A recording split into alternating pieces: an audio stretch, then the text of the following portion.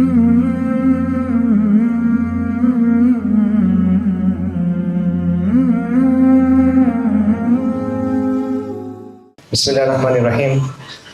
Alhamdulillah wassalatu wassalamu ala rasulillah wa ala alihi wa sahbihi wa sallam tasliman katsiran amma ba'd. Rabbi shrah li sadri wa yassir li amri wahlul 'uqdatam min lisani yafqahu qawli. Assalamu alaykum wa rahmatullahi wa barakatuh. আশা করি আপনারা সবাই ভালো আছেন। মহান আল্লাহ শুকরিয়া, আলহামদুলিল্লাহ, আল্লাহ আযজা ওয়া জাল এই আয়োজনটা সফল করছেন।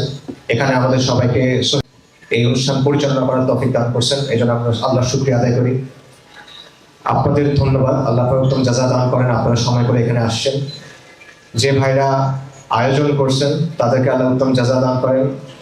বিশেষ করে শফিক ভাইকে ধন্যবাদ জানাচ্ছি। আমার আজকে এখানে আসার কথা ছিল না, ভাই অনেক একরকম জোরাজুরি করে আমাকে আনছেন, তো এটার কৃতিত্ব বা দায় শফিক ভাই রাখি, মুফতি শফিক ভাই। আজকে আমি আপনাদের সামনে নতুন করে আলোচনা করবো না, আমি এমন একটা বিষয় নিয়ে আলোচনা করবো যেটা পুরনো, ইনফ্যাক্ট অনেক পুরনো, সবচেয়ে পুরনো কথা বলা যায়। এই কথা আপনারা অনেকবার শুনছেন, আপনারা হয়তো এটা আমার চেয়ে ভালো জানেন, বাট তাও এই কথাগুলো বলা প্রয়োজন, কারণ এই কথাগুলো পুনরাবৃত্তি হওয়ার মতো কথা। আল্লাহ আযজা ওয়া জাল চান যে আমরা কথাগুলো বারবার বলি, এবং পাশাপাশি আরো একটা কারণ আছে। একটা কারণ হলো আমার নিজেকে কথাগুলো স্মরণ করে দেওয়া, আরেকটা কারণ হলো আপনাদেরকে কথাগুলো স্মরণ করে দেওয়া, এবং তৃতীয় কারণটা হলো যে আমাদের বর্তমান বাস্তবতাটা আমাদের সামনে পরিষ্কার করা। তো যে বিষয়টা নিয়ে আমি আলোচনা করব এটা হলো তাওহীদের কালেমা, লা ইলাহা ইল্লাল্লাহ মুহাম্মাদুর রাসূলুল্লাহ। এই কালেমা নিয়ে আমি আবারও বলতেছি, এই আলোচনা আপনারা সবাই জানেন, নতুন কোনো আলোচনা না। আপনারা সম্ভবত আমার চেয়ে ভালো জানেন এটা, আপনারা হয়তো আমার চেয়ে ভালো আলোচনা করতে পারবেন, বাট তাও এই আলোচনা আমরা যতবারই করবো এটার হক আদায় হবে না। এই কারণেই জানা আলোচনা, পুরনো আলোচনা আমি পুনরাবৃত্তি করবো। আলোচনাটা আমরা কয়েকটা ভাগে ভাগ করি। প্রথমে আমরা দেখি যে তাওহীদের যে কালেমা লা ইলাহা ইল্লাল্লাহ, এটার গুরুত্ব কেমন। কয়েকটা হাদিস থেকে যদি আমরা দেখি, মুসনাদে আহমদের হাদিস আছে, আপনারা জানেন যে হাদিসের বক্তব্যটা অনেকটা এরকম যে রাসূলুল্লাহ সাল্লাল্লাহু আলাইহি ওয়াসাল্লাম বলতেছেন, আমি কিয়ামতের পূর্বে প্রেরিত হয়েছি তরবারি সহ, যাতে এক আল্লাহর ইবাদত করা হয় শরীক ছাড়া। আমার রিজিক আমার বর্ষার ছায়াতলে, যারা আমার আদেশের বিরোধিতা করবে তাদের জন্য অপমান এবং লাঞ্ছনা। অর্থাৎ নবী সাল্লাল্লাহু আলাইহি ওয়াসাল্লাম বলতেছেন যে তাকে পাঠানো হয়েছে কিয়ামতের আগে একটা কাজ দিয়ে, সেই কাজটা হলো এক আল্লাহর ইবাদত যেন হয় কোনো শিরক ছাড়া, এটা প্রতিষ্ঠা করার জন্য তাকে পাঠানো হয়েছে। খাতামুন নবীয়্যিন সাল্লাল্লাহু আলাইহি ওয়াসাল্লাম তাকে পাঠানো হয়েছে লা ইলাহা ইল্লাল্লাহ প্রতিষ্ঠা করার জন্য, এবং এটার জন্য তাকে পাঠানো হয়েছে কি দিয়ে? তরবারি দিয়ে ওনাকে পাঠানো হয়েছে। তার মানে লা ইলাহা ইল্লাল্লাহ এমন একটা জিনিস যেটা প্রতিষ্ঠা করার জন্য যিনি সমগ্র সৃষ্টির মধ্যে সবচেয়ে শ্রেষ্ঠ দায়ী, তাকেও তরবারি সহ পাঠানো হয়েছে, কারণ জিনিসটা সহজ না। এটা হলো একটা হাদিস, যেটা গুরুত্ব আমরা বুঝতে পারি।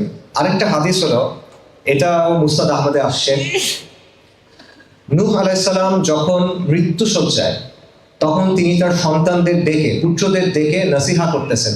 এটা হাদিসে আমাদের জানানো হয়েছে। তিনি কি বলছেন? একজন মানুষ যখন মৃত্যু শয্যায় থাকে তখন উনি কি কথা বলেন? সবচেয়ে গুরুত্বপূর্ণ যে কথা, সে কথা বলেন, তাই না? তার সন্তানদের ডেকে দুনিয়াতে সবচেয়ে গুরুত্বপূর্ণ যে কথা, সেটাই তো উনি এখন বলবেন, সময় নাই। এবং এটা যে কোনো ব্যক্তি না, উলুল আযম, সবচেয়ে বড় যে রাসূল তাদের মধ্যে একজন নূহ আলাইহিস সালাম। তিনি তার ছেলেদেরকে বলতেছেন, আমি তোমাদের দুটো জিনিসের ব্যাপারে নিষেধ করতেছি আর দুটো জিনিসের ব্যাপারে নির্দেশ দিচ্ছি। নিষেধ করছেন কোন দুটো বিষয়ের ব্যাপারে? হাদিস আমাদের বলতেছে শিরক এবং অহংকার, এই দুটো বিষয় থেকে তিনি নিষেধ করছেন মৃত্যুশয্যায়। আর নির্দেশ দিচ্ছেন কিসের? তিনি বলছেন, আমি তোমাদের নির্দেশ দিচ্ছি, তোমরা বলো লা ইলাহা ইল্লাল্লাহ। যদি 7 আসমান 7 জমিন এগুলোর মাঝে যা কিছু আছে সবকিছু দাড়িপাল্লার একদিকে উঠানো হয় আর আরেক দিকে লা ইলাহা ইল্লাল্লাহ রাখা হয়, লা ইলাহা ইল্লাল্লাহ ভারী হবে। এবং উনি বলতেছেন, যদি আসমান এবং জমিন একসাথে করে একটা লোহার আংটির মতো বানানো হয়, লা ইলাহা ইল্লাল্লাহ এটা ভেঙে ফেলবে। এটা হলো লা ইলাহা ইল্লাল্লাহ। এবং তারপর তিনি নির্দেশ দিচ্ছেন যে তোমরা বলবা সুবহানাল্লাহি ওয়া বিহামদিহি, কারণ এটা হলো সমস্ত মাখলুকের তাসবিহ এভাবেই মাখলুক আল্লাহর কাছে দোয়া করে এবং তাদের রিজিক দেওয়া হয়। এটা হলো লা ইলাহা ইল্লাল্লাহর গুরুত্ব। আরেকটা হাদিস শোনেন, এটা হলো সুনান তিরমিজিতে আছে, এটাও মুসনাদ আহমদে আছে। সেটা হলো রাসূলুল্লাহ সাল্লাল্লাহু আলাইহি ওয়াসাল্লাম বলতেছেন, আমরা জানাচ্ছেন যে কিয়ামতের দিন একজন ব্যক্তিকে আনা হবে এবং আলাদাভাবে তাকে সৃষ্টি জগতের সামনে উপস্থাপন করা হবে, এবং তিনি এই উম্মতের একজন লোক, মানে উম্মত মুহাম্মাদের একজন লোক, এবং তার সামনে 99টা আমলনামা রাখা হবে। প্রত্যেকটা আমলনামা কত বড়, যতদূর দৃষ্টি যায় তত বড়, দিগন্ত বিস্তৃত, প্রতিটার মধ্যে গুনাহ লেখা। তার 99টা আমলনামা যতদূর দৃষ্টি যায় এত বড়, প্রত্যেকটার মধ্যে গুনাহ লেখা। তাকে আল্লাহ আযজা ওয়া জাল্লা জিজ্ঞেস করবেন যে এখানে কি তুমি কি এর কোনো কিছু অস্বীকার করো? লেখক ফেরেশতা যারা আছে তারা কি কোনো ভুল করছে কিনা, তোমার কোনো অভিযোগ আছে কিনা? সে বলবে, না আমার রব, এখানে আমার কোনো অস্বীকার করার কিছু না, এগুলো বাস্তব। তখন আল্লাহ আযজা ওয়া জাল্লা বলবেন, আজকে তোমার প্রতি কোনো জুলুম করা হবে না, তোমার একটা হাসান, তোমার একটা ভালো আমল আমার কাছে আছে। এবং তখন একটা কাগজ আনা হবে, ছোট্ট একটা কাগজ, কার্ডের মতো, এবং সেই কাগজের মধ্যে লেখা আশহাদু আল্লা ইলাহা ইল্লাল্লাহ ওয়া আশহাদু আন্না মুহাম্মাদান আবদুহু ওয়া রাসূলুহু, এতটুকু লেখা। তখন আল্লাহ তাকে বলবেন, তুমি দাঁড়িপাল্লার সামনে যাও, মিজানের সামনে যাও। তখন এই ব্যক্তি বলবে যে এত গুনাহ এর সামনে এই এতটুকু কাগজ, এটার কি ওজন, এটার কি গুরুত্ব? আল্লাহ আযজা ওয়া জাল্লা বলবেন, আজকে তোমার প্রতি কোনো জুলুম করা হবে না। এবং যখন বিচার করা হবে 99টা আমলনামা, যেটা দিগন্ত বিস্তৃত প্রত্যেকটা, সেইটা একদিকে, আরেকদিকে লা ইলাহা ইল্লাল্লাহ মুহাম্মাদুর রাসূলুল্লাহ, লা ইলাহা ইল্লাল্লাহ মুহাম্মাদুর রাসূলুল্লাহ ভারী হবে। এটা হলো লা ইলাহা ইল্লাল্লাহ মুহাম্মাদুর রাসূলুল্লাহর গুরুত্ব। উসমান রাদিয়াল্লাহু আনহু থেকে হাদিস আছে, বিখ্যাত হাদিস। সেটা হলো রাসূলুল্লাহ সাল্লাল্লাহু আলাইহি ওয়াসাল্লাম বলছেন, যেই ব্যক্তি এই কথা জেনে মারা যাবে যে লা ইলাহা ইল্লাল্লাহ মুহাম্মাদুর রাসূলুল্লাহ বা লা ইলাহা ইল্লাল্লাহ, সে জান্নাতে যাবে। আরেকটা বিখ্যাত হাদিস আছে, আপনারা সবাই জানেন যে সর্বোত্তম জিকির কোনটা? লা ইলাহা ইল্লাল্লাহ। আল্লাহ আযজা ওয়া জাল্লা কোরআনে বলছেন, ইউসাব্বিতুল লাযীনা আমানু বিকাউলিস সাবিতি ফিল হায়াতিদ দুনিয়া ওয়া ফিল আখিরাহ, যে আল্লাহ মুমিনদেরকে দুনিয়া এবং আখিরাতে সুপ্রতিষ্ঠিত রাখবেন, কাউলুস সাবিত দিয়ে, শাশ্বত বাণী দিয়ে, সুপ্রতিষ্ঠিত বাণী দিয়ে। এটা কি কাউলুস সাবিত? কি? ইমাম আল বাগাবী এই আয়াতের তাফসীরে বলছেন, কাউলুস সাবিত হলো লা ইলাহা ইল্লাল্লাহ। তাহলে এটা হলো লা ইলাহা ইল্লাল্লাহর গুরুত্ব কি, তার অল্প একটা উদাহরণ, অল্প কিছু বললাম। এরকম অনেকগুলো হাদিস আমি বলতে পারি, এরকম অনেকগুলো আসার বলা সম্ভব, এরকম অনেক আয়াত বলা সম্ভব। কিন্তু লা ইলাহা ইল্লাল্লাহর গুরুত্বের সাথে আরেকটা জিনিস চলে আসে যে হ্যাঁ, এই কালেমা গুরুত্বপূর্ণ এবং এই কালেমা অনেক পুরানো, কিন্তু এই কালেমার বিরোধিতাও অনেক। এই কালেমার গুরুত্ব যখন থেকে, তার অল্প কিছুক্ষণ পর থেকে এটার বিরোধিতা। যখনই কোনো সমাজে এই কালেমা দাওয়াত নিয়ে যাওয়া হয়েছে, ব্যাপকভাবে এটার বিরোধিতা করা হয়েছে, এবং সাধারণ কোনো বিরোধিতা না। যারা বিরোধিতা করছে তারা তাদের সর্বস্ব দিয়ে, সর্বশক্তি দিয়ে চেষ্টা করছে এই কালেমাকে থামাই দিতে। এটা কেন? আমরা তো অনেক সহজে বলে ফেলতেছি লা ইলাহা ইল্লাল্লাহ। ওই যে বাংলা সিনেমাতে দেখায় যে পুরা সিনেমা নাচ গান করতেছে, মদ খাচ্ছে, প্রেম করতেছে, জেনা করতেছে, মরার সময় খুব সহজে বলে ফেলছে লা ইলাহা ইল্লাল্লাহ, এবং তারপর খুব ভালো তার এন্ডিংটা, খুব সোজা, আমরা খুব সহজে বলে ফেলি। আমরাও তো মুসলিম, লা ইলাহা ইল্লাল্লাহ। তাহলে ব্যাপারটা এরকম কেন? কেন যখনই একটা সমাজে সত্যিকার অর্থে লা ইলাহা ইল্লাল্লাহ দাওয়াটা দেওয়া হয়েছে, সমাজ দুই ভাগে ভাগ হয়ে গেছে কেন? একটা ভাগ এই কালেমার অর্থ বুঝছে, এই কালেমাকে গ্রহণ করছে, এই কালেমাকে বাস্তবায়ন করার জন্য নিজের সর্বস্ব কুরবান করে দিছে, তার জীবনের সবকিছু এই কালেমার আদলে করার চেষ্টা করছে। আরেকটা অংশ এই কালেমার অর্থ বুঝছে এবং তাদের সর্বশক্তি দিয়ে, তাদের অর্থনৈতিক শক্তি, সামরিক শক্তি, রাজনৈতিক শক্তি, যত শক্তি আছে সব শক্তি দিয়ে যারা চেষ্টা করছে এই কালেমার দাওয়াতকে বন্ধ করে দিতে। এটা কেন? এটা যদি এত সহজ একটা বিষয় হয়, আমরা সবাই খুব ইজিলি বুঝতেছি, সবাই খুব ইজিলি বলতে পারতেছি, তাহলে এরকম বিরোধিতা হয় কেন? এরকম বিরোধিতা হয়েছিল কেন? আল্লাহর নবীগণ আলাইহিস সালাতু ওয়াস সালাম, তারা যখনই কোনো সমাজে দাওয়াত নিয়ে গেছেন, তাদের কি অবস্থা হয়েছে? তারা সমাজের মধ্যে একঘরে হয়ে গেছেন, তাদের বিরুদ্ধে তহমত দেওয়া হয়েছে, তাদের বিরুদ্ধে মিথ্যা অপপ্রচার করা হয়েছে, তাদের হত্যা করা হয়েছে, তাদের হত্যা করার চেষ্টা করা হয়েছে, তাদেরকে বিতাড়িত করা হয়েছে। এটা কেন? অথচ তারা ওই সমাজের সম্মানিত মানুষ। ইব্রাহিম আলাইহিস সালাম যখন লা ইলাহা ইল্লাল্লাহ দাওয়াত দিলেন, তার পরিবার তার বিরুদ্ধে চলে গেল, তার সমাজ তার বিরুদ্ধে চলে গেল এবং তাকে আগুনে পুড়ে হত্যা করার চেষ্টা করা হলো। সালিহ আলাইহিস সালাম, সামুদ জাতি, এই জাতি তাকে তাদের একজন লিডার হিসেবে প্রস্তুত করতেছিল। তার সম্মান ছিল, তার সত্যবাদিতা, তার ন্যায়পরায়ণতা, তার বিশ্বাসযোগ্যতা, নানা কারণে তারা মনে করতেছিল যে এই ব্যক্তি তো আমাদের নেতা হবে। এবং কোরআনে এই কথাটা আছে, তারা হতাশ হয়ে গেছিল যে আমরা তো ভাবছিলাম তুমি আমাদের নেতা হবা, তুমি আজকে এগুলা কি বলতেছো। যেই ব্যক্তিকে তারা ঠিক করে রাখছে এ আমাদের মধ্যে শ্রেষ্ঠ, এ আমাদের নেতৃত্ব দিবে, এই মানুষ যখন লা ইলাহা ইল্লাল্লাহ বলতেছে তখন সে শত্রু হয়ে যাচ্ছে, তখন তাকে একঘরে করা হচ্ছে, তাকে হত্যা ষড়যন্ত্র করা হচ্ছে। সালিহ আলাইহিস সালামকে হত্যা করার ষড়যন্ত্র করা হচ্ছে। কেন? রাসূলুল্লাহ সাল্লাল্লাহু আলাইহি ওয়াসাল্লাম সম্মানিত পরিবারের মানুষ, সম্মানিত বংশের মানুষ, আল আমিন আস-সাদিক, পুরা মক্কা সাক্ষ্য দেয়। তিনি যখন লা ইলাহা ইল্লাল্লাহ মুহাম্মদুর রাসূলুল্লাহ দাওয়াত দেন তখন কি হইল? যখন কুরাইশ, নবুয়তের আগের ঘটনা, তারা বাইতুল্লাহকে নতুন করে তৈরি করছিল, রিকনস্ট্রাকশন করছিল। কেন?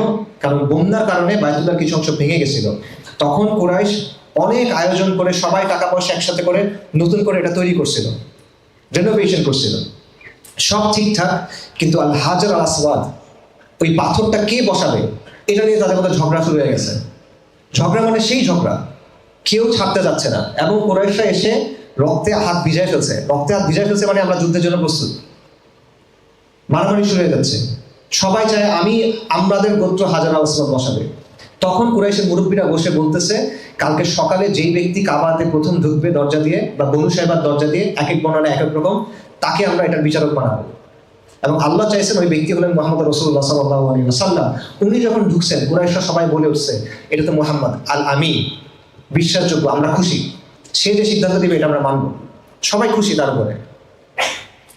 নবী সাল্লাল্লাহু আলাইহি ওয়াসাল্লাম যখন নবুয়তের পর কুরাইশকে প্রকাশ্যে দাওয়াত দেওয়া শুরু করলেন, তিনি পাহাড়ের উপর উঠে দাঁড়ায় ডাকতেছেন কুরাইশের গোত্রগুলোকে, ইয়া বনু আমর, ইয়া বনু ফিহর, ইয়া বনু আব্দ মানাফ, আমি যদি তোমাদেরকে বলি যে এই পাহাড়ের পেছনে একটা সেনাবাহিনী লুকায় আছে এবং তোমাদেরকে এটা আক্রমণ করবে, তোমরা ধ্বংস করবে, তোমরা এটা বিশ্বাস করবা?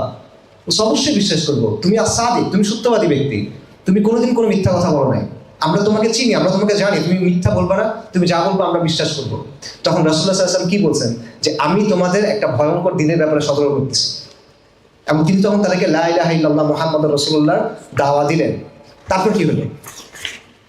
যাকে তারা সাক্ষ্য দিচ্ছে যে আল আমিন আস-সাদিক, বিশ্বাসযোগ্য ব্যক্তি, সত্যবাদী ব্যক্তি, সম্মানিত ব্যক্তি, সম্ভ্রান্ত বংশের ব্যক্তি, ইসমাইল আলাইহিস সালামের বংশধর, তাকে তারা মিথ্যাবাদী বলল, তাকে তারা জাদুকর বলল, তাকে তারা কবি বলল, তাকে তারা পাগল বলল, তাকে তারা হত্যা করার চেষ্টা করলো, তাকে তারা বিতাড়িত করলো।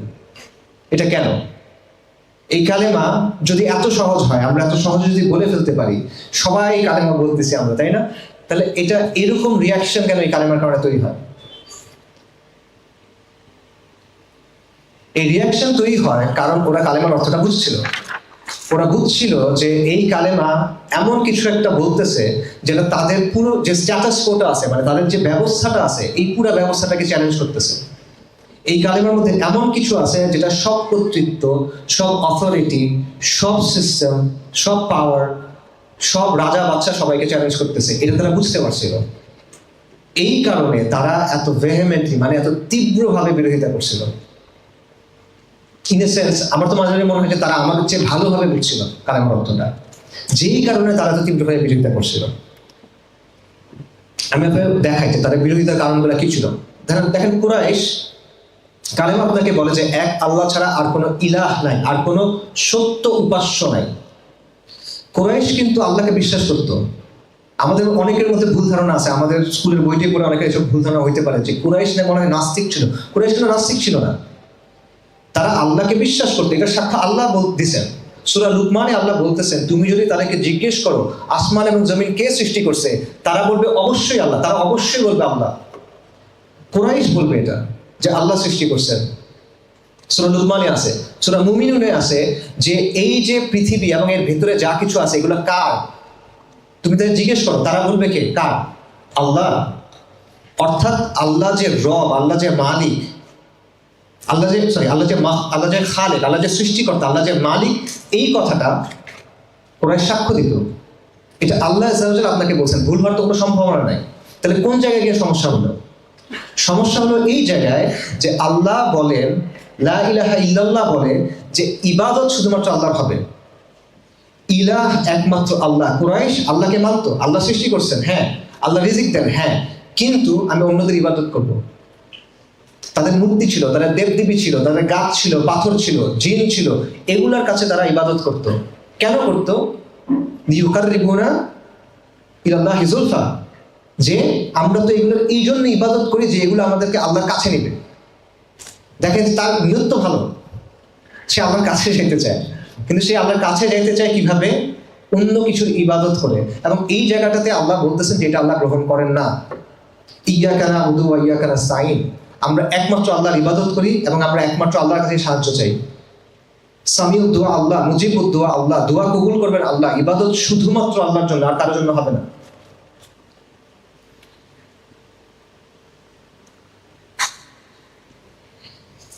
এবং অনেকগুলো আয়াতে এই জিনিসটা আছে যে ইবাদত শুধুমাত্র আল্লাহর হবে। ওয়া ক্বাদা রাব্বুকা আল্লা তা'বুদু ইল্লা ইয়্যা, আল্লাহ আদেশ করছে যে শুধুমাত্র আল্লাহর জন্য ইবাদত হবে। তো এই বিষয়টা মক্কার কুরাইশরা মানতে পারে নাই। তাদেরকে যখন বলা হইতো যে তোমরা লা ইলাহা ইল্লাল্লাহর দিকে আসো, তখন তারা কি বলতো? তখন তারা অহংকার করত এবং তারা বলতো যে আমরা কি আমাদের যে অনেক ইলাহ আছে সেগুলোকে ভুলে যাব? লিশাইরিন মাজনুন, এই যে উন্মাদ কবি, তার যে কথা, নাউজুবিল্লাহ, রাসূলুল্লাহ সাল্লাল্লাহু আলাইহি ওয়াসাল্লাম ব্যাপারে বলছে যে এই উন্মাদ কবির যে কথা, এই কথার জন্য আমরা আমাদের আলিহাদের ছেড়ে দিব? এটা হয় নাকি? তারা অহংকার করে বলতো। সো এটা হলো প্রথম বিষয় যে কারণে তারা এটাকে মানতে পারে না। সো এই জায়গাটা বোঝা জরুরি যে লা ইলাহা ইল্লাল্লাহ মানে হলো যে ইবাদত শুধুমাত্র আল্লাহর জন্য হবে, দোয়া শুধুমাত্র আল্লাহর জন্য হবে, আল্লাহ ছাড়া আর কোনো ইলাহ নাই। আল্লাহর নৈকট্য অর্জনের জন্য আপনার কারোর কাছে যাওয়ার দরকার নাই। আল্লাহ মুজিবুদ দুআ, আল্লাহ সামিউদ দুআ, আল্লাহর কাছেই আপনি চাইবেন, আল্লাহ আপনাকে দিবেন। এই একটা জিনিস কুরাইশ তখন মানতে পারে না। এটা হলো একটা বিষয়। দ্বিতীয় বিষয়টা দেখেন, যে এটা আমার কথা না, সিরাত ইবনে হিশামের আলোচনা আছে, ইবনে কাসির আলোচনা করছেন। সেটা হলো তারা বুঝতে পারছিল যে এই লা ইলাহা ইল্লাল্লাহ এটা তাদের যে ইকোনমিক সিস্টেম ছিল সেটার জন্য একটা থ্রেট। কুরাইশদের যে ইকোনমিক সিস্টেম ছিল এটার পেছনে দুটো জিনিস ছিল। একটা হলো তাদের বাণিজ্য কাফেলা, আরেকটা হলো মক্কার অবস্থান, এবং দুটাই কাবার সাথে সম্পর্কিত।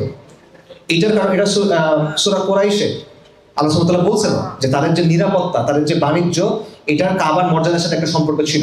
এইটার কারণে মানুষ তাদেরকে নিরাপত্তা দিত, এটার কারণে মানুষ তাদেরকে সম্মান করত। হজের মৌসুমে পুরো আরব থেকে মানুষ সেখানে আসতো। হজের মৌসুমে পুরো আরব ওই মূর্তিগুলোর জন্য অনেক অফারিংস নিয়ে আসতো, মানে অর্ঘ্য নিয়ে আসতো, মূর্তিকে খুশি করার জন্য জিনিসপত্র দিত। তাদের একটা রেভিনিউ জেনারেশন হতো, তখন বিশাল পরিমাণে অর্থ তাদের ঢুকত। অর্থাৎ তাদের যে ইকোনমিটা ছিল, অর্থনৈতিক সিস্টেমটা ছিল, এটার ভিত্তি ছিল শিরক। তো আপনি যখন লা ইলাহা ইল্লাল্লাহ বলতেছেন, তখন আপনি এই ইকোনমিক সিস্টেমকে কি করতেছেন? নাকচ করে দিচ্ছেন। ওরা সেটা বুঝতে পারছিল যে এই কথা যদি আমরা মেনে নেই, তাহলে আমাদের যে অর্থনৈতিক ব্যবস্থা, পুরো আরবে আমাদের যে নামটা, আমরা আফ্রিকার সাথে ব্যবসা করি, আমরা রুমের সাথে ব্যবসা করি, সবাই আমাদেরকে চেনে, এই সব কিছু তো কোলাপস করবে। এই জন্য তারা এটা মেনে নিতে পারে নাই। তাদের ক্ষমতা, তাদের প্রেস্টিজ, তাদের যে সম্মানের জায়গা, এটা তারা বুঝতে পারছে যে এটা তাদের হারায় যাবে। এই জন্য তারা এটা বিরোধিতা করছে। তাদের যে সামাজিক ব্যবস্থা ছিল, তাদের মধ্যে ব্যাপক গোত্রীয় সম্মান, বংশমর্যাদা, এই ধরনের চরমপন্থা ছিল। আপনারা জানেন, যারা সিরাত পড়ছে তারা জানেন যে কুরাইশদের মধ্যে এমনও ব্যাপার ছিল যে কোনো ব্যক্তি সে যদি নিম্ন বংশীয় হয়, সে তার স্ত্রীকে কোনো উচ্চ বংশীয় লোকের কাছে পাঠাইতো জিনা করার জন্য, যাতে করে ওই জিনার থেকে যদি কোনো সন্তান হয়, সেই সন্তানকে সে পেলে বড় করতে পারে, কারণ উচ্চ বংশের রক্ত। এই ছিল তাদের অবস্থা, গোত্রীয় মর্যাদা সেখানে এরকম অবস্থা। তো সেই জায়গায় এসে কোরআন মানুষকে দুই ভাগে ভাগ করতেছে। লা ইলাহা ইল্লাল্লাহ মানুষকে দুই ভাগে ভাগ করতেছে। প্রথমে একদিকে মুশরিক, একদিকে মুমিন। বাকি মুমিনদের মধ্যে ভাগ হয় কিসের ভিত্তিতে? তাকওয়া, আর কিচ্ছু না, তাকওয়ার ভিত্তিতে। নবী সাল্লাল্লাহু আলাইহি ওয়াসাল্লাম বিদায় হজের সময় বলছেন যে অনারবের উপর আরবের কোনো মর্যাদা নাই, রাইট? কালোর উপরে সাদার কোনো মর্যাদা নাই। মানুষের বিচারটা হবে তার তাকওয়ার ভিত্তিতে। তো তাদের যে সমাজ ব্যবস্থা, সেই সমাজ ব্যবস্থা এটা তো ধ্বংস করে দিচ্ছে পুরোপুরি। তো আপনি যদি এই সমাজ ব্যবস্থা একটা পিরামিডের মতো, রাইট? তো এই পিরামিডের একদম উপরে হলো গিয়ে কুরাইশ বসা। তা আপনি যদি দেখেন যে এই পুরো ইমারতকে কেউ ভাঙা শুরু করছে, তখন আপনি কি করবেন? আপনি যে কোনো মূল্যে তাকে থামানোর চেষ্টা করবেন। এটাই কুরাইশ নবী সাল্লাল্লাহু আলাইহি সাল্লামের সাথে করার চেষ্টা করছে, যে এই ব্যক্তি যে কথা নিয়ে আসছে এটা তো সবকিছু ধ্বংস করে দিচ্ছে। তাদের পূর্বপুরুষদের যে ধর্ম ছিল, তাদের পূর্বপুরুষদের নিয়ে যেই তাদের গর্ব, তাদের যে ট্র্যাডিশন, তাদের যে সিলসিলা, পুরো জিনিসটা নাকচ করে দেওয়া হয়েছে। কোরআনে বারবার দেখবেন যে কোনো সম্প্রদায়ের কাছে যখন আম্বিয়া কেরাম আলাইহিস সালাতু ওয়াস সালাম গেছেন, তারা যখন দাওয়াত দিয়েছেন, তখন তারা বারবার কি বলছে, যে এটা তো আমাদের পূর্বপুরুষদের ধর্ম, আমরা কি এটা তোমার কথায় ছেড়ে দিব? মানুষ ছাড়তে পারে না এটা, তার সিলসিলা, তার ট্র্যাডিশন, তার বংশগতি, এটা সে ছাড়তে পারে না। মানে বংশগতি তো আর ছাড়তে হচ্ছে না, মানে বাবা মার কাছে, পূর্বপুরুষ বাপদাদের কাছ থেকে যেটা পাইছে সেটা সে ছাড়তে চায় না। এই জায়গাটাতে এসেও কি হয়েছে, রাসূলুল্লাহ সাল্লাল্লাহু আলাইহি সাল্লাম যখন এই দাওয়াত দিলেন, তখন তারা বুঝলো যে তাদের এই পুরো জিনিসটাকে নাকচ করা হচ্ছে। এবং ইনফ্যাক্ট তারা কিন্তু নবী সাল্লাল্লাহু আলাইহি সাল্লামকে বিতর্কে আটকানোর সময় এগুলো জিজ্ঞেস করতো। নবী সাল্লাল্লাহু আলাইহি সাল্লামকে সে জিজ্ঞেস করতো, কুসাই ইবনে কিলালের সে কোথায়, সে জান্নাতে না জাহান্নামে, বলো তো, এটা জিজ্ঞেস করতো। কারণ কুসাই হলো কুরাইশদের মধ্যে অনেক সম্মানিত ব্যক্তি, সব কুরাইশের কাছে সে সম্মানিত, কারণ সে কুরাইশকে পুরো আরবের কাছে সম্মানিত করছে। তো নিজের সম্মানিত গোত্রের কারো ব্যাপারে তো খারাপ কথা বলা তাদের সমাজে এটা গ্রহণযোগ্য না। তো নবী সাল্লাল্লাহু আলাইহি ওয়াসাল্লামকে এই প্রশ্নগুলো করতো যাতে তাকে বেকায়দায় ফেলা যায়। তো তারা বুঝতে পারছে যে লা ইলাহা ইল্লাল্লাহ যখন বলা হচ্ছে, এই যে তাদের সিলসিলা, তাদের ট্রেডিশন, তাদের বাপ-দাদার ধর্ম, এই জিনিসটাকেও ভেঙে চুরমার করে দেওয়া হবে। এবং ফাইনালি দেখেন কোন জায়গায় সমস্যা। নবী সাল্লাল্লাহু আলাইহি ওয়াসাল্লাম প্রথমে নিজের পরিবারের মধ্যে দাওয়াত দিলেন, আত্মীয় স্বজনের মধ্যে দাওয়াত দিলেন, তারপর মক্কায় প্রকাশ্যে দাওয়াত দিলেন। কুরাইশ দাওয়াত প্রত্যাখ্যান করলো, তখন তিনি বিভিন্ন গোত্রের কাছে দাওয়াত নিয়ে গেলেন। হজের মৌসুমে অনেক গোত্রগুলো আসতো, তিনি তাদের কাছে দাওয়াত নিয়ে গেলেন। তিনি দাওয়াত নিয়ে গেলেন রবিয়া গোত্রের একটা সাব ট্রাইবের কাছে, এবং তিনি তাদেরকে লা ইলাহা ইল্লাল্লাহ মুহাম্মাদুর রাসূলুল্লাহ দাওয়াতটা দিলেন। তখন সেই গোত্রের প্রধান কি বললেন? উনি বলেন, আপনি যা বলছেন খুব ভালো কথা, কিন্তু এটা তো এমন কথা যেটা রাজা বাদশারা অপছন্দ করেন। কেন রাজা বাদশারা অপছন্দ করেন? চিন্তা করে দেখেন যে কতগুলা কথা বলতে পারতো, কিন্তু সে বলল এটা এমন একটা কথা যেটা রাজা বাদশারা অপছন্দ করে। এবং এটা তখনও সত্য ছিল, এখনো সত্য, এর আগেও সত্য ছিল। ফিরআউন এর আগে কি বলছিল? আনা রাব্বুকুমুল আ'লা। ফিরআউন প্রথমে এটা বলছিল যে আমি তো সর্বোচ্চ রব। বাকি সে তার কওমকে ডেকে কি বলছিল? ওয়ানাদা ফিরআউনু ফি কওমিহি ইয়া কওমি আলাইসা লি মুলকু মিসর। মিসরের রাজত্ব কি আমার না? ফিরআউন কি এটা মনে করতো যে দুনিয়া সে তৈরি করছে? ফিরআউন কি এটা মনে করতো যে নীল নদ, লোহিত সাগর, এগুলো সে তৈরি করছে? এগুলো তো তার জন্মের আগে থেকে আছে, এটা তো সে মনে করে লাভ নাই। তাহলে সে নিজেকে কোন অর্থে রব বলতেছে? সে বলতেছে এই মিশরের রাজত্ব কি আমার না? এই মিশরের তলদেশ দিয়ে যে নদী প্রভাবিত হচ্ছে, এটা কি আমরা না? তোমরা কি দেখতেছো না? এইসব সে প্রশ্ন করতেছে। অর্থাৎ তার রাজত্বের গর্বের কারণে সে মানতে পারতেছে না মুসা আলাইহিস সালামের দাওয়াতটা। নমরুদের কথা চিন্তা করেন, নমরুদকে আল্লাহ আযজা ওয়া জাল দুনিয়াতে রাজত্ব দিয়েছিলেন, রাইট? ইতিহাসে যাদের বড় বড় রাজত্ব দেওয়া হয়েছে তাদের মধ্যে নমরুদ একজন। এবং সে রাজত্বের গর্বে, অহংকারে তার এমন অবস্থা হয়েছে, সে মনে করতেছে যে সে একজন রব। এবং সে ইব্রাহিম আলাইহিস সালামের সাথে তর্ক করতেছে। ইব্রাহিম আলাইহিস সালাম তাকে বলতেছেন যে আমার রব আল্লাহ, যিনি জন্ম দেন, যিনি জীবন দেন এবং মৃত্যু দেন। তখন নমরুদ কি করছে? সে তার বন্দিশালা থেকে দুজন মানুষকে নিয়ে আসছে, একজনকে মেরে ফেলছে, আরেকজনকে ছেড়ে দিচ্ছে। তারপর সে বলছে, দেখো আমিও জীবন দিতে পারি, আমিও মৃত্যু দিতে পারি। ননসেন্সিক্যাল একটা আর্গুমেন্ট। ইব্রাহিম আলাইহিস সালাম তর্ক করেন নাই। তিনি বলছেন, আমার আল্লাহ সূর্যকে পূর্ব দিক থেকে উদিত করেন, তুমি পশ্চিম দিক থেকে উদয় করো। ফাবুহিতাল্লাযী কাফারা, কাফের হতভম্ব হয়ে গেছে। আনআনসারেবল কোয়েশ্চেন, এমন চ্যালেঞ্জ যেটার কোনো জবাব নাই। কিন্তু নমরুদের এই যে অধ্যত্ত, এটা কেন? তার রাজত্বের কারণে। নমরুদ কি জানে না যে সে জন্ম দিতে পারে না? সে তো জানে। সে জীবনে কোনো জীবিত কিছু তৈরি করছে? করে নাই তো। সে কি যে আসমান জমি তৈরি করছে? করে নাই তো। সে তো মূর্খ না, সে রাজ্য চালায়, বিশাল রাজ্য চালায়, তো চরম বুদ্ধিমান মানুষ। কিন্তু সে তার কিবরের জন্য এটা বুঝতেছে না। সো এই জিনিসটা দেখেন, যখনই এই রাজা যারা, শাসন যারা করে, যারা কর্তৃত্ব দাবি করে, যারা ডোমিনিয়ন দাবি করে, যারা রাজত্ব দাবি করে এবং একচ্ছত্র আনুগত্য মানুষের কাছে দাবি করে, এরা কখনো লা ইলাহা ইল্লাল্লাহ মুহাম্মাদুর রাসূলুল্লাহ মানতে পারে না।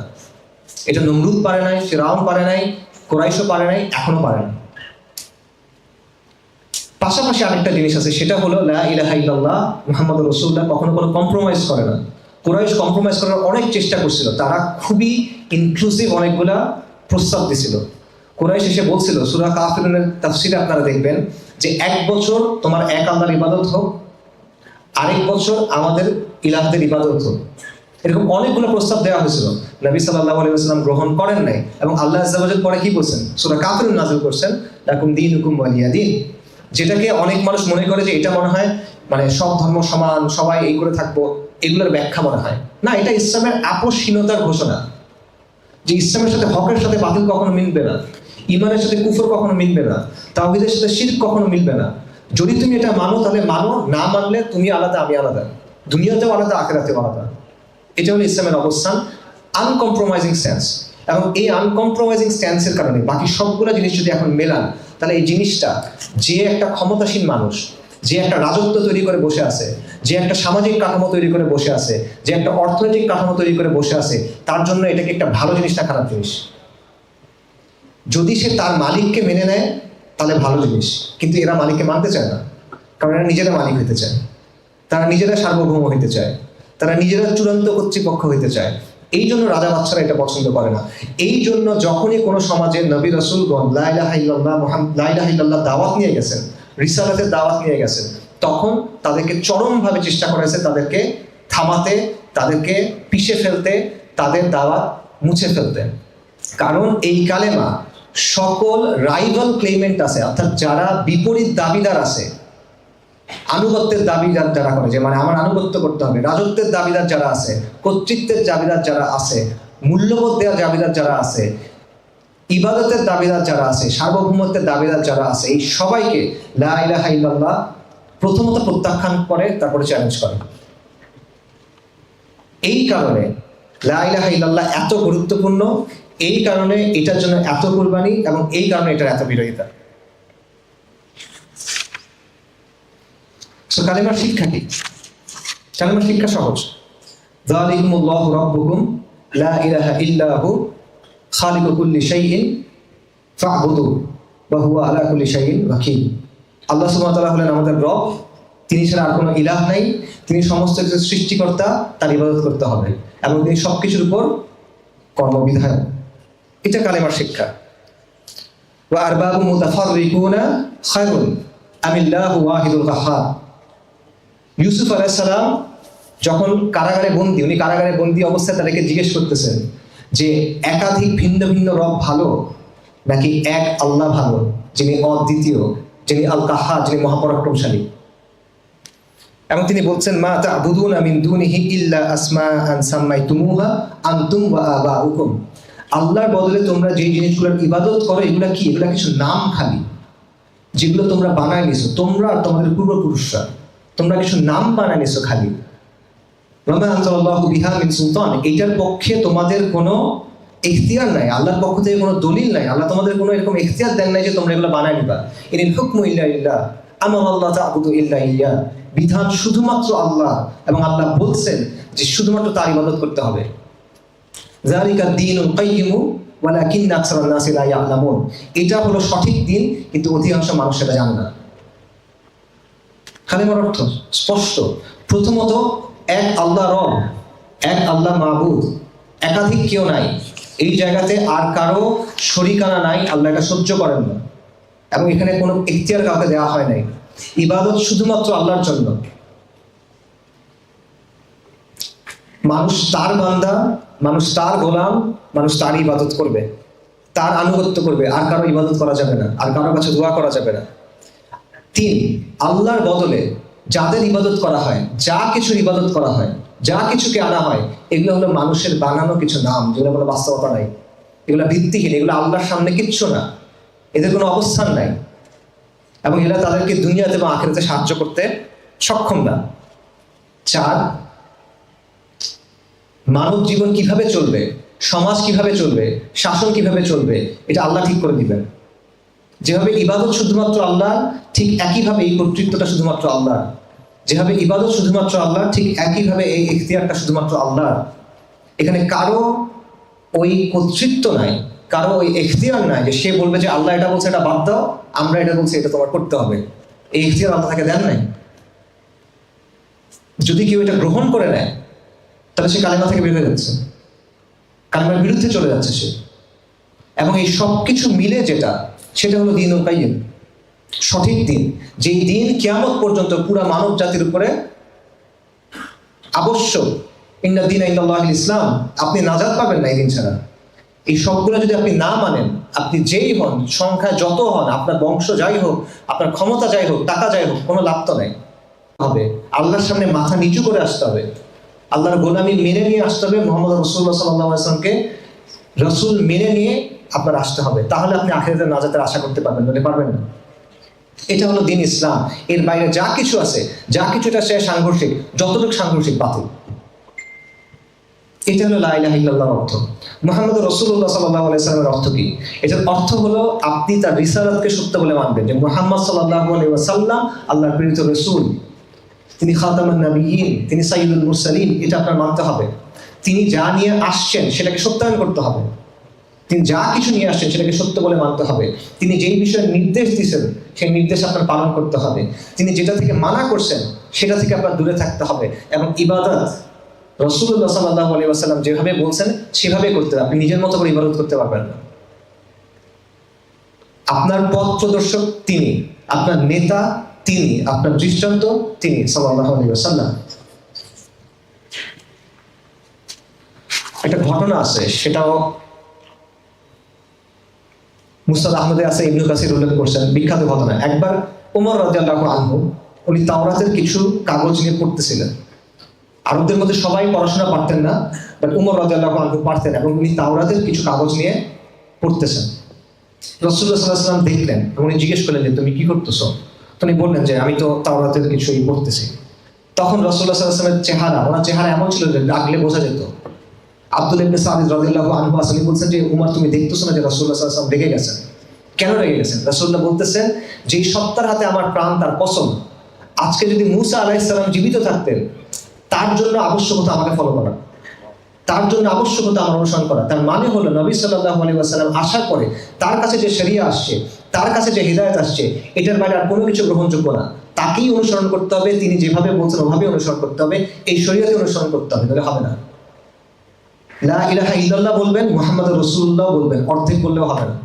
সাল্লাল্লাহু আলাইহি ওয়াসাল্লাম তাকে মানতে হবে। আল্লাহর আনুগত্য করতে হলে নবী সাল্লাল্লাহু আলাইহি ওয়াসাল্লামের আনুগত্য করে সেটা করতে হবে। এটা হলো মুহাম্মদ রাসূলুল্লাহ সাল্লাল্লাহু আলাইহি ওয়াসাল্লামের অর্থ। কালেমার শর্ত আছে। ওয়াহাব ইবনে মুনাব্বিহ একজন সালাফ রাহিমাহুল্লাহ, ওনাকে একজন জিজ্ঞেস করছেন যে কালেমা কি জান্নাতের চাবি না? উনি বলছেন হ্যাঁ জান্নাতের চাবি, কিন্তু সব চাবির দাঁত থাকে, কিছু দাঁত থাকে, চাবির মধ্যে কাটা কাটা থাকে না, ওটা বলছে দাঁত থাকে। তো চাবির দাঁত যদি না থাকে ওটা দিয়ে আপনি তালা খুলতে পারবেন না। তো চাবির দাঁতটা কি? এটা হলো কালেমার শর্ত। কালেমার কিছু শর্ত আছে, এটা নিয়ে ওলামায়ে কেরাম অনেক আলোচনা করছেন। এটা অনেকে 7টা বলেন, অনেকের চেয়ে বেশি বলেন, বাট আমভাবে 7টা ধরতে পারেন। সেগুলো কি? সংক্ষেপে বলি। আচ্ছা, এটা 2 ধরনের শর্ত আছে। প্রথম হলো পার্থিব জীবনের জন্য শর্ত। পার্থিব জীবনে আপনি কালেমা গ্রহণ করার 2টা শর্ত আছে। একটা হলো আপনি এটা মনে বিশ্বাস করবেন, আপনি সাক্ষ্য দিবেন, এতটুকু। একটা হাদিস আছে আব্দুল্লাহ ইবনে উমর রাদিয়াল্লাহু আনহু থেকে, যে নবী সাল্লাল্লাহু আলাইহি ওয়াসাল্লাম বলছেন যে আমি লোকেদের বিরুদ্ধে যুদ্ধ করতে আদিষ্ট হয়েছি, মানে তাকে আদেশ করা হয়েছে মানুষের বিরুদ্ধে যুদ্ধ করতে যতক্ষণ না তারা বলে লা ইলাহা ইল্লাল্লাহ। এবং যখন তারা বলে লা ইলাহা ইল্লাল্লাহ এবং তারা নামাজ পড়ে এবং তারা যাকাত দেয়, তখন তারা তাদের জানমাল আমার কাছ থেকে হেফাজত করে নিল। অর্থাৎ ইসলামের দিক থেকে এই নিরাপত্তাটা পাইতে হলে লা ইলাহা ইল্লাল্লাহ তাকে মানতে হবে এবং বলতে হবে। এটা হলো প্রথম শর্ত দুনিয়াতে। পরের শর্ত হলো তার মধ্যে এমন কোনো কিছু থাকা যাবে না যেটা ওই কালেমার সাথে সাংঘর্ষিক। ঠিক আছে, মনে করেন সে কালেমা পড়ছে কিন্তু সে নবী সাল্লাল্লাহু আলাইহি ওয়াসাল্লাম অবমাননা করে, তার ঈমান আছে কিনা? নাই। কেউ কালেমা পড়ছে কিন্তু সে মূর্তির সামনে গিয়ে সিজদা করতেছে। কেউ কালেমা পড়ছে, কেউ জিনের জন্য কোনো কিছু জবাই করতেছে, উৎসর্গ করতেছে। কেউ কালেমা পড়তেছে কিন্তু সে আল্লাহকে গালি দিচ্ছে, নাউজুবিল্লাহ। অর্থাৎ এমন কিছু যদি থাকে যেটা কালেমাকে মানে নষ্ট করে দেয়, ভঙ্গ করে দেয়, তাহলে সেটা পূর্ণ হবে না, নেগেট করে দেয়, তাহলে এটা হবে না। এটা হলো দুনিয়ার জন্য। কিন্তু আখেরাতে এত দিয়ে হবে না, আরো কিছু বিষয় লাগবে। সেগুলো কি? এই ক্ষেত্রে অনেক ওলামায়ে কেরাম অনেকগুলো শর্ত বলছেন। অনেকে 7টার কথা বলেন, আমি ওই 7টা খুব সংক্ষেপে বলি। প্রথমটা হলো ইলম, যে কালেমার অর্থ কি, এটার দাবি কি, এটা আপনার ভালো মতো জানতে হবে। এটা হলো প্রথম সত্য, ইলম। দ্বিতীয়টা হলো ইয়াকিন। কালেমার অর্থ এবং দাবি স্পষ্টভাবে আপনার ইয়াকিন থাকতে হবে, এটার উপর মনে প্রাণে বিশ্বাস করতে হবে। তারপর ইখলাস, আপনি যখন কালেমারকে বাস্তবায়ন করবেন সেটা ইখলাসের সাথে করতে হবে, সেখানে যেন শিরক না থাকে, সেখানে যেন রিয়া না থাকে। তারপর হলো সিদক, সত্যবাদিতা, যে কালেমার অর্থ এবং দাবি এটা আপনার সত্যভাবে জানতে হবে, সত্য বলে মানে মনে প্রাণে সত্য হিসেবে জানতে হবে। মুনাফিকের মতো হইলে হবে না, মুখে বলতেছে কিন্তু মনে সেটা বিশ্বাস করে না, এরকম হলে হবে না। মুহাব্বাত, কালেমায় যার কথা বলা হয়েছে ওই আল্লাহকে আপনার ভালোবাসতে হবে সবকিছুর চেয়ে বেশি। ইনকিয়াদ, কালেমার প্রতি সমর্পণ করতে হবে, কালেমায় যার কথা বলা হয়েছে তার প্রতি নিজেকে সমর্পণ করতে হবে, আপনার অঙ্গ প্রত্যঙ্গ সাক্ষ্য দিতে হবে আপনি তার প্রতি যে আসলে আনুগত্য করেন, আপনি যাকে যে মানছেন আপনার ইলাহ হিসেবে। এবং ফাইনালি কবুল করতে হবে, মনে প্রাণে এটা আপনার কবুল করে নিতে হবে। এটা হলো সংক্ষেপে আলোচনা, এটা নিয়ে অনেক বিস্তারিত আলোচনা আছে, আপনারা অনেক বইতেই আলোচনা পাবেন, আমি সেখানে যাচ্ছি না। কালেমার রোকনে আসেন এবার, কালেমার স্তম্ভ কি? প্রত্যেকটা বাড়ির পিলার্স থাকে, রাইট, ফাউন্ডেশন থাকে। কালেমার দুটা স্তম্ভ আছে, লা ইলাহা ইল্লাল্লাহ, একটা হলো নাফি, একটা হলো ইসবাত। একটা হলো অস্বীকার করা, লা ইলাহা, সকল ইলাহকে অস্বীকার করা হচ্ছে। তারপর হলো ইসবাত, সত্যায়ন করা, এক আল্লাহ ছাড়া একমাত্র আল্লাহকে আমি সত্যায়ন করি, বাকি সকল ইলাহকে আমি অস্বীকার করি। এটা আরো সহজে যদি আমরা বলি, এটা হলো কুফর বিত তাগুত বা ঈমান বিল্লাহ, যে সকল মিথ্যা ইলাহকে আপনার অস্বীকার করতে হবে, প্রত্যাখ্যান করতে হবে, এবং একমাত্র আল্লাহকে একমাত্র সত্য ইলাহ হিসেবে আপনার গ্রহণ করতে হবে। আল্লাহ সুবহানাহু ওয়া তাআলা বলেন, লা ইকরাহা ফিদ-দীন, ক্বাদ তাবায়্যানা আর-রুশদু মিনাল গায়য়্য, ফামান ইয়াকফুর বিত-তাগুতি ওয়া ইউমিন বিল্লাহ ফাকাদ ইসতামসাকা বিল-উরওয়াতিল উসকা লা ইনফিসামা লাহা ওয়াল্লাহু সামিউন আলীম। যে দিন গ্রহণের ব্যাপারে কোনো জোর জবরদস্তি নাই, সত্য পথ ভ্রান্ত পথ হতে সুস্পষ্ট হয়ে গেছে। সুতরাং যে তাগুতকে অস্বীকার করলো এবং আল্লাহর প্রতি ঈমান আনলো, সে এমন এক মজবুত হাতল ধরে নিল যেটা কখনো ছিন্ন হবে না। আল্লাহ সুবহানাহু ওয়া তাআলা বলেন, ওয়ালাকাদ বাআসনা ফি কুল্লি উম্মাতিন রাসূলান আন ইয়াবুদুল্লাহা ওয়াজতানিবুত তাগুত।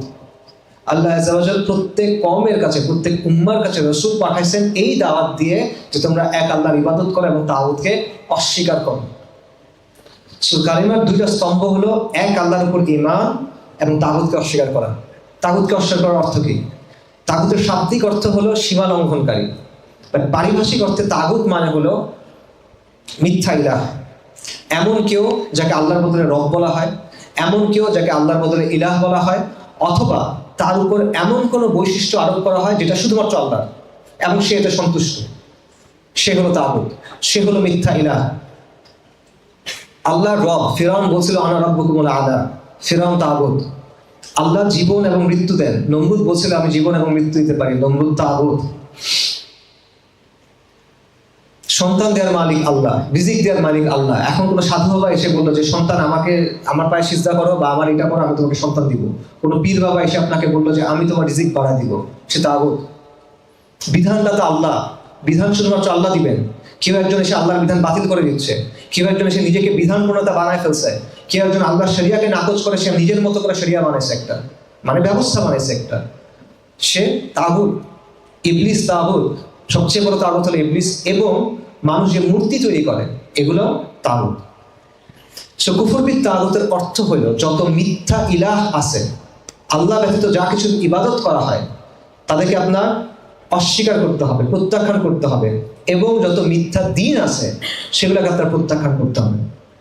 এখন আমাদের পেছন দিকে তাকায় মনে হয় যে জাহিলিয়াতের সময় এটা সহজ ছিল, কারণ জাহিলিয়াতের সময় ওদের যে তাগুতগুলো ছিল, মিথ্যা ইলাহ ছিল, এগুলো চোখে দেখা যেত সহজ। তাদের মূর্তি ছিল, মূর্তিগুলা মাটি দিয়ে তৈরি, পাথর দিয়ে তৈরি, গাছপালা দিয়ে তৈরি, রং দিয়ে তৈরি, কাঠ দিয়ে তৈরি বা ধাতু দিয়ে তৈরি, সহজে দেখা যায়। আজকেও পৃথিবীতে অনেকে মূর্তির ইবাদত করে, কিন্তু আজকে আরো অনেক কিছু ইবাদত হয় যেগুলোকে আল্লাহর জায়গায় বসানো হয়, কিন্তু সেগুলোকে আপনি চোখে দেখতে পারেন না। এই তাগুতগুলা হলো বাদ, মতবাদ, তন্ত্র মন্ত্র এগুলো দিয়ে তৈরি করা। আজকের পৃথিবীতে মানুষ কিছু মতবাদ বানায় নিছে, আজকের পৃথিবীতে মানুষ কিছু দর্শন বানায় নিছে যেটা ইসলামকে চ্যালেঞ্জ করে। যেই বিষয়টা আল্লাহ তার জন্য রেখে দিয়েছেন সেইখানে গিয়ে সে টানাটানি করতে চায়। সেকুলারিজম, লিবারালিজম, কমিউনিজম, এই জিনিসপত্রগুলো, ন্যাশনালিজম, এই জিনিসপত্রগুলো কি করে? সার্বভৌমত্বের জায়গাতে, কর্তৃত্বের জায়গাতে, শাসনের জায়গাতে মূল্যবোধের জায়গাতে সে আল্লাহর কর্তৃত্বকে অস্বীকার করতে চায়। আর আপনি বলবেন না, এরা তো কখনো নিজেদেরকে ধর্ম দাবি করে না, এরা তো কখনো বলে না যে আপনি এর ইবাদত করেন। হ্যাঁ, তারা বলে না, কিন্তু তারা কি করে দেখেন, তারা আল্লাহর যে কর্তৃত্ব সেটাকে অস্বীকার করে, তারা আল্লাহর যে সার্বভৌমত্ব সেটাকে অস্বীকার করে, নাকি করে না? অবশ্যই তারা এটা করে। তারা আল্লাহর বিধানকে অগ্রাহ্য করে এবং তারা নিজেদের বিধান তৈরি করে। সমাজ এবং শাসনের ক্ষেত্রে তারা আল্লাহকে সরায় রাখতে চায়। সমাজ এবং শাসনের ক্ষেত্রে তারা নবীর যে মেসেজ সেটাকে সরায় রাখতে চায়। তারা আসমানি কিতাবের যে দিক নির্দেশনা সেটাকে সরায় রাখতে চায়।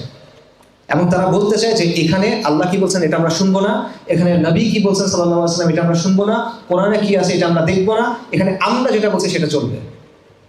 তো যেই জিনিসটা আল্লাহ তার নিজের জন্য নির্ধারণ করে রাখছেন, যেই জিনিসটা আল্লাহ বলে দিয়েছেন তুমি এইভাবে করো, আপনি সেখানে এসে বলতেছেন এইভাবে তো করবোই না, এই কথা আমরা দেখবো না। এটা কি? এটা মিথ্যা দিন না? তারা নিজেদেরকে নিয়ে আসছে যে আমরা বলতেছি সবার উপর আল্লাহ, আল্লাহু আকবার, আর তারা এসে বলছে না সবার উপরে মানুষ, সবার উপরে সংবিধান, সবার উপরে জনগণ, সবার উপরে রাষ্ট্র, সবার উপরে জাতিসংঘ, কিছু না কিছু সবার উপরে, কিন্তু আল্লাহ না। সেই জায়গায় সে চ্যালেঞ্জ করতেছে।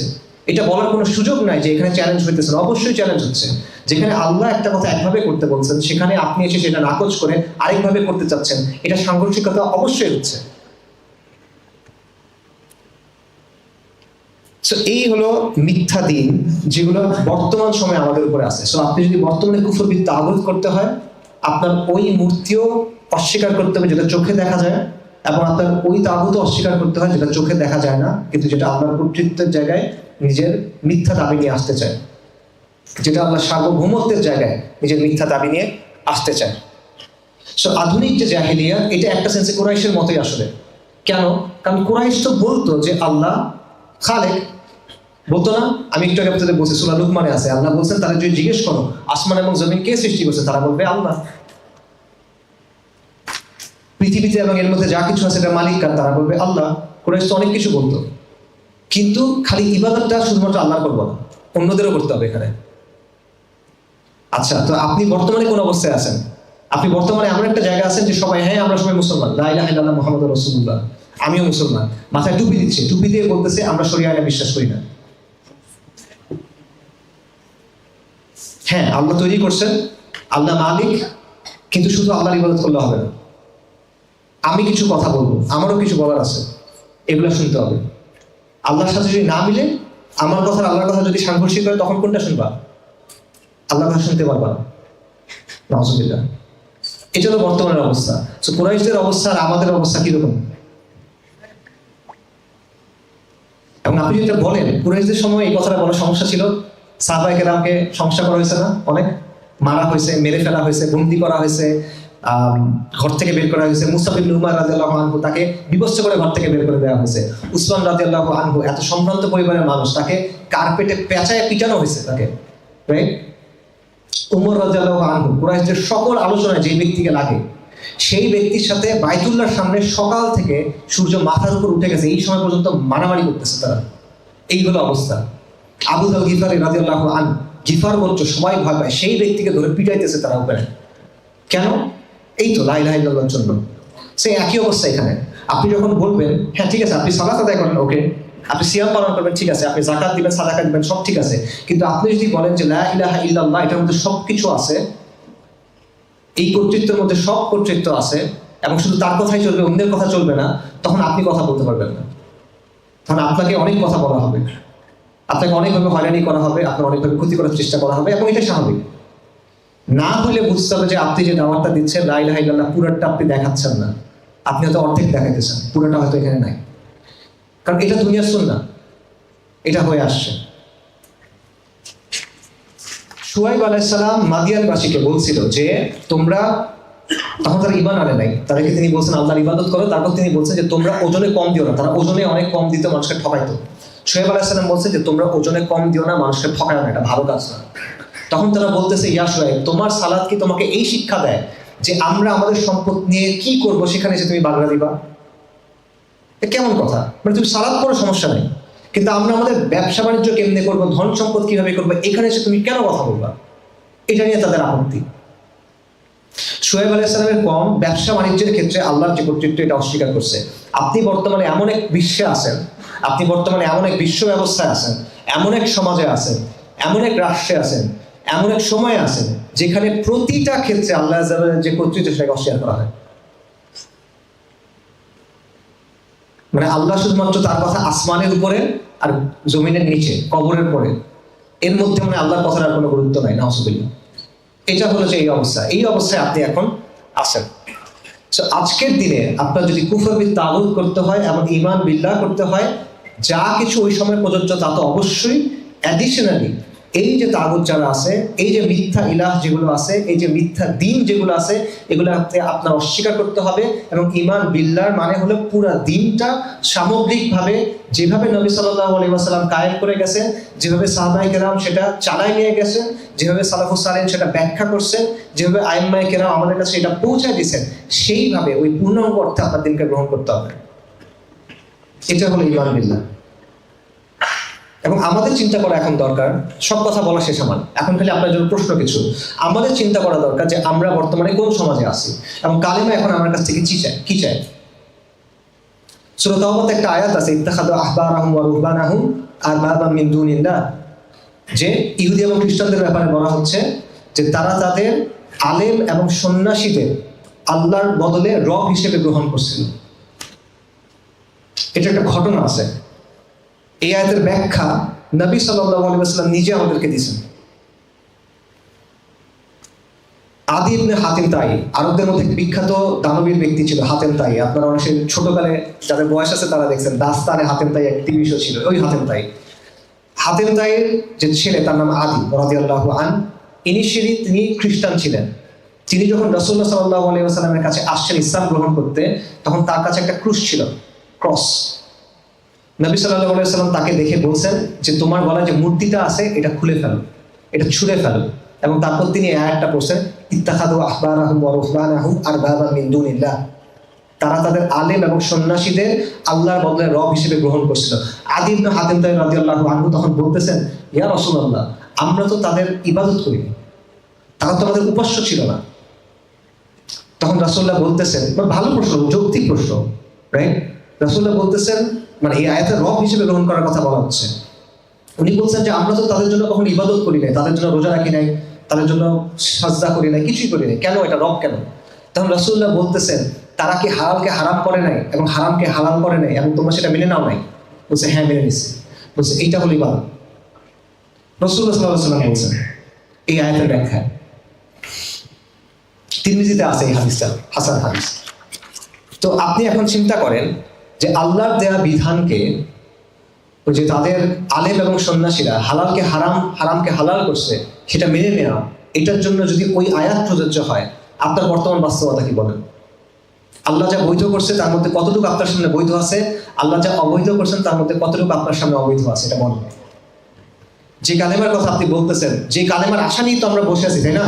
আমরা সবাই তো ওই আশা নিয়ে বসে আছি যে ওই যে হাদিসটা আমি বললাম, যে মারা যাওয়ার সময় জানবে, মনে প্রাণে বিশ্বাস করবে যে লা ইলাহা ইল্লাল্লাহ, সে জান্নাতে যাবে। নাকি এরকম আরো হাদিস আছে, আবু যর রাদিয়াল্লাহু আনহু থেকে হাদিস আছে যে ব্যক্তি লা ইলাহা ইল্লাল্লাহ বলবে সে একসময় জান্নাতে যাবে, যদিও সে জিনা করে, যদিও সে চুরি করে। নাকি এগুলো নিয়ে তো আমরা বসে থাকি, গুনাহগার মানুষ তো এগুলো নিয়ে আশা নিয়ে বসে থাকে যে লা ইলাহা ইল্লাল্লাহ আছে, এটা দিয়ে আমি একসময় জান্নাতে যাবো ইনশাআল্লাহ, পাইছি একটা টিকিট। নাকি এখন আপনি আপনাকে বলেন যে লা ইলাহা ইল্লাল্লাহ আপনার সমাজে কতটুকু আছে বলেন? আদি ইবনে হাতিম তাইকে রাসূলুল্লাহ সাল্লাল্লাহু আলাইহি ওয়াসাল্লাম যা বলছেন রাদিয়াল্লাহু আনহু, সেই জায়গা থেকে আপনি বলেন যে আমরা তাদেরকে রব হিসেবে গ্রহণ করছি। নবী সাল্লাল্লাহু আলাইহি ওয়াসাল্লামের ইন্তিকালের পরের ঘটনা, আরবের বিশাল সংখ্যক গোত্র তারা মুরতাদ হয়ে গেল। এটা কাদের ফতোয়া? মুরতাদ হয়ে গেছে, এটা কার ফতোয়া? মদিনা বিশ্ববিদ্যালয়ের, দেওবন্দের, আল আজহারের সাহাবায়ে কেরামের ফতোয়া রাদিয়াল্লাহু আনহুম আজমাইন, আবু বকর রাদিয়াল্লাহু আনহুর ফতোয়া। কেন হইল? তাদের মধ্যে একটা অংশ যাকাতকে অস্বীকার করলো, যে যাকাত দিব না, নামাজ পড়বো, রোজা রাখবো, হজ করবো, সব করবো, যাকাত দিব না, কোনো প্রশ্ন ছাড়া এরা মুরতাদ হিসেবে গণ্য হলো।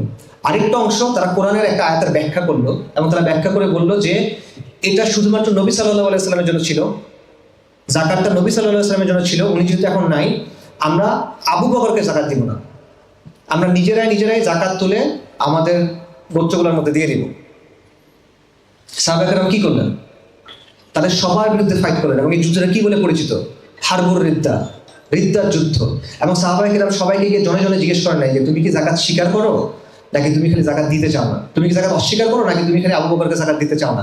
সবার সাথে লড়াই করা হলো আহলুর রিদ্দা হিসেবে, যে এরা মুরতাদ হয়েছে। আমভাবে সবার সাথে এভাবে ফাইট করা হলো যতক্ষণ না তারা যাকাতের বিধান মেনে নিয়ে আবু বকর রাদিয়াল্লাহু আনহুকে যাকাত দেওয়ার দিকে ফিরে আসলো। একটা বিধান শুধু, ইসলামের একটা বিধান শুধু, এটা যাকাতের বিধান। আবারও আমি বলি, আজকে আপনি যে সমাজে আছেন, আজকে আপনি যে বিশ্ব ব্যবস্থায় আছেন, সেই বিশ্ব ব্যবস্থায় ইসলামের কোন জিনিসটা এখন এখানে আছে? কোনো একটা বিষয় নাই, শুধুমাত্র অল্প কিছু জিনিস আপনাকে দেওয়া হচ্ছে যে এইগুলো তুমি করতে পারবা। সালাত, সাওম, যাকাত, রাইট, মসজিদ, মাদ্রাসা, এরকম কিছু জিনিস। সেখানেও আবার আপনাকে কিছু জিনিস বলে দিয়েছে, মসজিদ কমিটি কিছু জিনিস বলবো, এটা আপনার করতে হবে। মাদ্রাসার মধ্যে অমুক তমুকের ছবি রাখতে হবে, মাদ্রাসার মধ্যে অমুক দিবসে এই কাজটা করতে হবে, অমুক পতাকা ঝুলাইতে হবে, অমুকের ছবি দিতে হবে, করতে হবে না?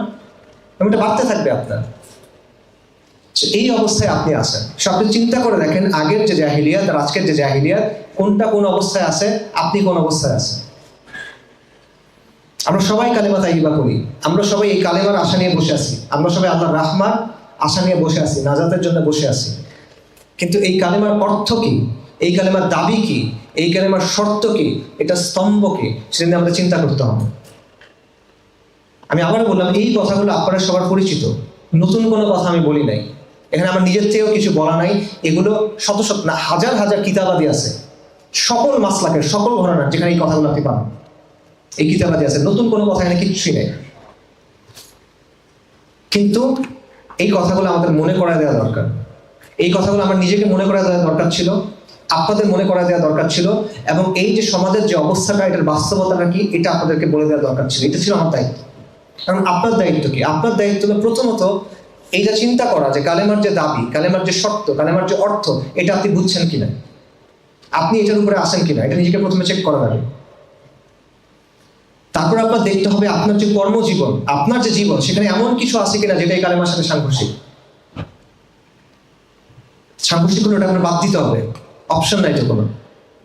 তারপর আপনার দেখতে হবে আপনার পরিবারের ক্ষেত্রে কি অবস্থা, সেখানে এমন কোনো কিছু আছে কিনা যেটা কালেমার সাথে সাংঘর্ষিক। যদি থাকে সেটা আপনার সংশোধন করতে হবে, আপনার সাধ্য মতো। আপনার সাধ্য না থাকতে পারে, আপনারা অনেকে স্টুডেন্ট, আপনারা অনেকে বয়স অনেক কম, আপনারা পারবেন না, কিন্তু আপনার দেখতে হবে, এই জিনিসটা করতে হবে। এবং ফাইনালি আপনার দেখতে হবে, আপনার আরো দুটো কাজ করতে হবে। এক, আপনার দেখতে হবে আপনার যে সমাজ, আপনার যে কম, আপনি যে জায়গাটাতে আছেন, সেখানে কালেমার কি অবস্থা। কালেমা কি এখানে প্রতিষ্ঠিত অবস্থায় আছে নাকি এখানে অন্য কিছু প্রতিষ্ঠিত অবস্থায় আছে? যদি অন্য কিছু প্রতিষ্ঠিত অবস্থায় থাকে, যেটাই বাস্তবতা, তখন আপনার দুটা কাজ আছে। আপনার প্রথম কাজ হলো কালেমার সঠিক, মানে কালেমার দাবি যেটা, সেটা স্পষ্টভাবে মানুষকে বলা। আপনি যাকে বলতে পারেন, আমি আপনাদের সামনে বলতে পারছি না, আমি আপনাদেরকে বললাম। আপনি হয়তো এখানে দাঁড়ায় বলতে পারবেন না, কিন্তু আপনি আপনার পাশের জনকে বলতে পারবেন, আপনি তাকে বলবেন। আপনি আপনার পরিবারকে হয়তো বলতে পারবেন, আপনি তাকে বলবেন। আপনি আপনার সন্তানকে হয়তো বলতে পারবেন, আপনি তাকে বলবেন। এবং দ্বিতীয়ত আপনার চিন্তা করতে হবে, যদি এটা কালেমার শাসন না হয়, এটা জাহেলিয়াতের শাসন হয়, তাহলে কালেমার শাসন আমি আনবো কিভাবে? আপনাকে এনে যাইতে হবে না, কারণ এটা আল্লাহর কাছে, এটা আল্লাহর সিদ্ধান্ত, এটা আপনার হাতে নাই।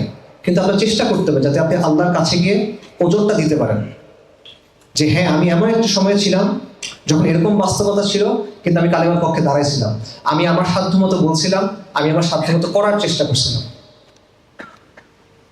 এটা হলো লা ইলাহা ইল্লাল্লাহ। লা ইলাহা ইল্লাল্লাহ ফিস করে বলার কোনো জিনিস না, এটা ঘোষণা করার জিনিস। লা ইলাহা ইল্লাল্লাহ হলো ওই জিনিস যেটা শাসকদের সিংহাসন চূর্ণ বিচূর্ণ করে দিছে, যেটা সাম্রাজ্য করে দিছে, নতুন সাম্রাজ্য তৈরি করছে, যেটা সভ্যতা মুছে দিছে, নতুন সভ্যতা তৈরি করছে, যেটা ইতিহাসের বাঁক পরিবর্তন করে দিছে। লা ইলাহা ইল্লাল্লাহ হলো ওই জিনিস যেটা মজলুমকে তার হক দিছে, যেটা আদল এবং ইনসাফ এনে দিছে, যেটা ধনী গরিবকে ধনীর সমান করছে, অসহায়কে শক্তিশালী সমান করছে। এটা হলো লা ইলাহা ইল্লাল্লাহ। এবং এই কারণে যুগে যুগে এটার বিরোধিতা হয়েছে, এই কারণে এটার গুরুত্ব এত বেশি, এই কারণে এটা আঁকড়ায় ধরে থাকা, সত্যিকার অর্থে আঁকড়ায় ধরে থাকা এতটা কঠিন। এবং এইটার জন্য এত বড় পুরস্কার আল্লাহ বলছেন। কোন পুরস্কার বলেন? আসমান এবং জমিন এবং তার ভেতরে যা কিছু আছে সবকিছু যদি আপনি একসাথে করেন, এক পাল্লায় দেন, আরেক পাল্লায় লা ইলাহা ইল্লাল্লাহ, লা ইলাহা ইল্লাল্লাহ ভারী। আসমান এবং জমিন একসাথে করে একটা লোহার আংটি যদি করা হয়, লা ইলাহা ইল্লাল্লাহ সেটাকে ভেঙে ফেলবে।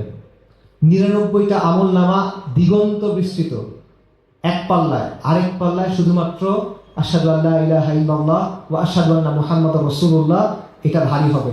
এই জন্য এত পুরস্কার এটার জন্য। এই বিষয়টা বোঝা, আর কারো কর্তৃত্ব নাই, আর কারো রাজত্ব নাই, আর কারো সার্বভৌমত্ব নাই, আর কারো মুলকিয়াত নাই, আর কারো কথা চলে না, আর কারো কথা মানার কিছু নেই। একমাত্র কর্তৃপক্ষ, একমাত্র সার্বভৌম সত্তা, একমাত্র মালিক, একমাত্র ইলাহ আল্লাহ আযজা ওয়া জাল্লা, লা ইলাহা ইল্লাল্লাহ। এটাই হলো আপনার নাজাতের বাণী। এটা দিয়ে আপনি নাজাত পাবেন আখিরাতে। এটা আপনার নাজাতের বাণী, এটা দুনিয়াতে আপনার আজাদির বাণী, এবং এটা দুনিয়াতে এই জাহেলিয়াতকে উৎখাত করে সেখানে দ্বীনকে কায়েম করার যে বিপ্লব, সেটার বাণী। এবং এটাই আমার পক্ষ থেকে দাওয়া সবসময়ের জন্য। আসসালামু আলাইকুম ওয়া রাহমাতুল্লাহি ওয়া বারাকাতুহু।